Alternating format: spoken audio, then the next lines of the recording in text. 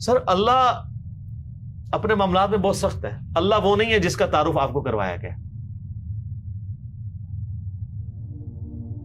پچھلے دنوں بھی وہ ہمیں ایک لیٹر کہیں کسی نے بھیجا, تو پھر ہم نے ان کو بھیجا کہ آپ میرا کلپ دیکھیں, اللہ کی رحمت سے دھوکا, اور انجینئر محمد علی مرزا صاحب لکھے.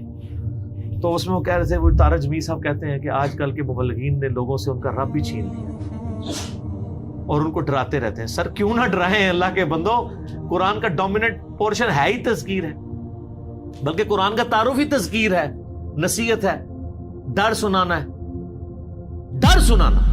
وَأُوحِيَ إِلَيَّ هَذَا الْقُرْآنُ لِأُنذِرَكُمْ بِهِ وَمَنْ بَلَغَ. سورہ الانعام آیت نمبر 19. اے نبی علیہ السلام فرما دو, مجھے تو قرآن وہی اس لیے کیا گیا ہے میں تمہیں ڈر سناؤں, اور جس تک یہ کتاب پہنچ جائے وہ بھی ڈر سنائے.